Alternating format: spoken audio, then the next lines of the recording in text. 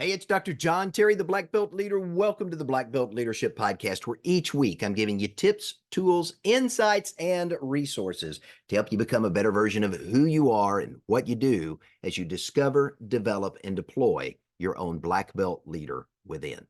Today, I want to talk about the 5 mores of success.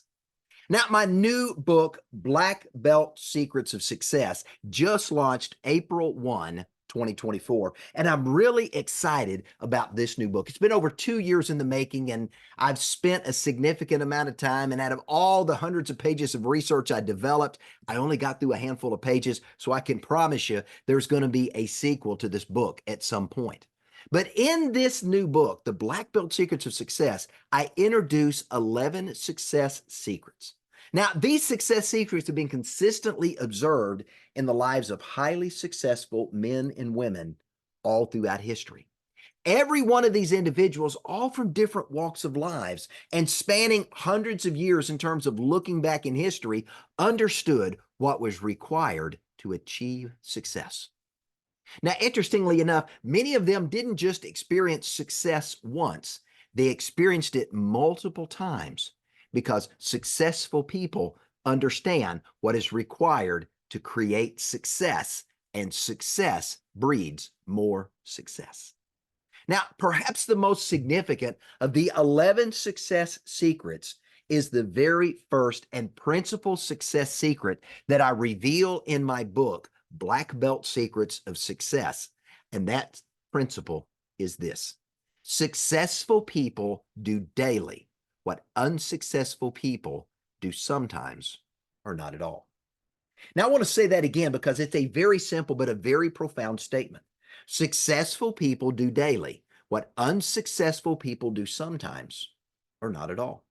So it's very clear that successful people do things daily to learn, to grow, to improve, to become a better version of themselves, to expand or enlarge their influence in some way.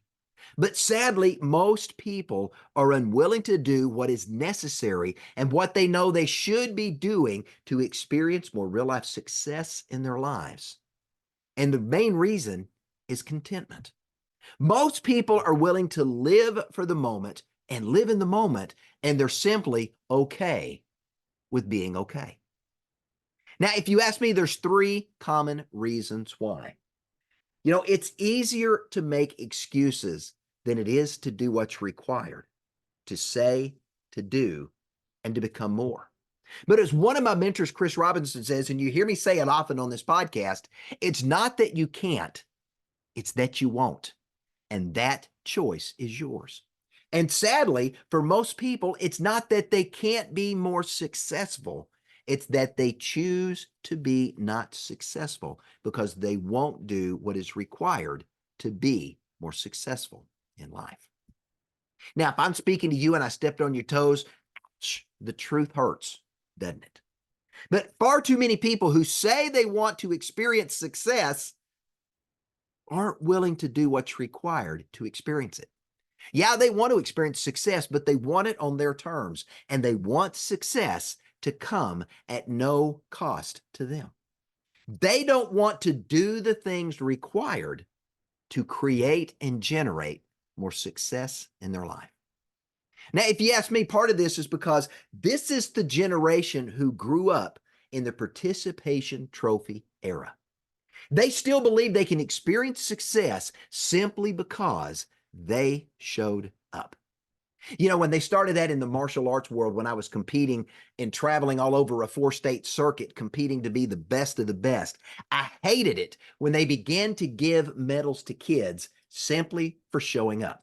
There was no incentive for them to strive to be better, no incentive for them to reward excellence. And as a result of that, in many circuits across the country and in many other similar venues, we saw the quality of competition diminish.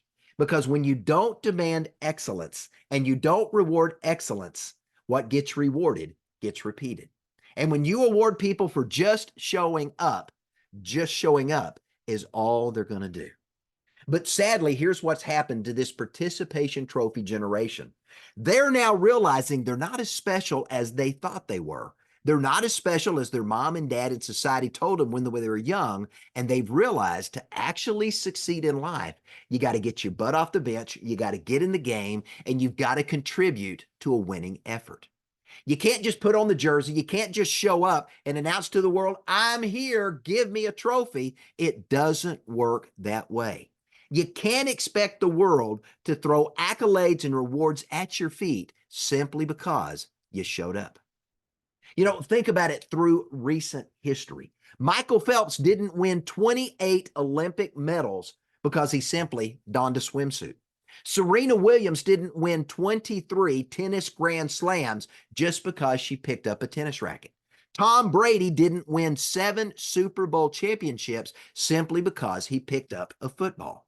Tiger Woods didn't win 5 green jackets simply because he made an appearance and held a golf club in his hand. Just showing up is never enough. Understand this, there is no win unless you actually run the race, you actually play the game, you actually climb the mountain, you actually swim the length of the pool, you take the shot, or you overcome the challenges and struggles of life. In the real world, when it comes to success, there is no participation trophy. Just showing up is not enough. If nothing is contributed, there's nothing to measure, there's nothing to weigh, and there's nothing to compare with other people to see who is the best of the best. Now, if at this point you're feeling like I'm really mashing on your toes, hold on, there's more in this lesson. Now, anyone can compete, and everybody should compete in the game of life. But understand, there is no victory without applying yourself in some way. However, just because you showed up and you competed, you're not still guaranteed a prize. Not everyone who competes is going to get the trophy or the medal that day. Not everyone who shows up, even if they put out their very best effort in that day may not be as good as someone else's. Simply because you gave it your effort, you gave it the best that you had, there's no guarantee you're going to finish first, second, or even third every single time. Now, let me share a personal example just to tell you what I mean by that. When I was competing in the martial arts circuit, I relentlessly trained because I was actively competing in a 4-state circuit: Arkansas, Oklahoma, Missouri, and Kansas. I traveled monthly all over those 4 states to compete in tournaments and earn points based upon my performance in my quest to be the best of the best. So every day I was in the dojo early for personal training. I then taught classes 3 to 4 hours a night, and then I would practice more after classes were over, and oftentimes at home, I would continue to practice, to continue my effort to try to get just a little bit better. And then once or twice a month, I would travel to some location somewhere to go compete. Weekend clinics, training, or competing in a tournament. That was my life and the life of my kids for several years.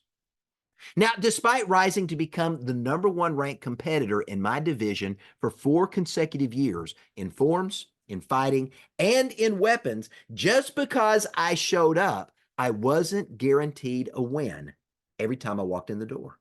I still had to put on my gi, I had to walk out on the floor, and I had to compete against my peers. Now, I did earn a lot of first place, second place, and third place finishes. Otherwise, I wouldn't have been ranked #1 4 years in a row, and I won an occasional grand championship along the way. But there were times I didn't even make the top 3.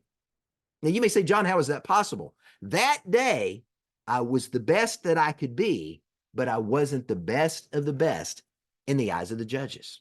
And while that was disappointing because I'm a competitor and I want to do my best and I compete against myself every single time, even when I didn't win, there was always something to take away from the competition.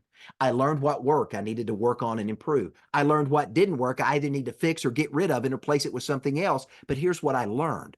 There's always something more to learn. There's always an opportunity to expand, to grow, and to get better.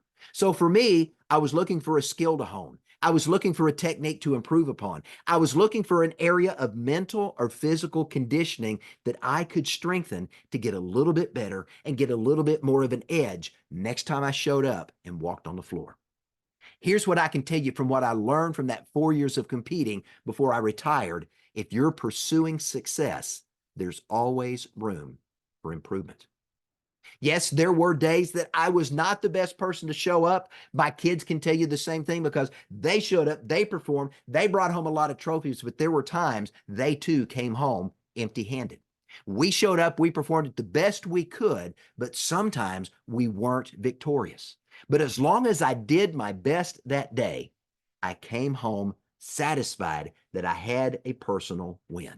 And on the days I didn't give my best, I knew it and I had no one to blame but myself.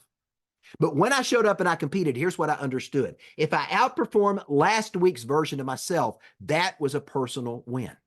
Now, it may not have been the best of the best that day in the eyes of the judges, but if I showed up and I put forth my very best effort and gave it my best shot and left nothing on the bench, I was satisfied with that performance, understanding I was going to go home and improve.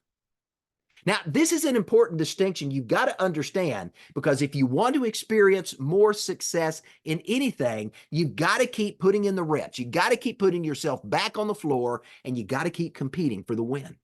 Michael Phelps didn't win one swimming event and then say, okay, I'm done, and never practice again.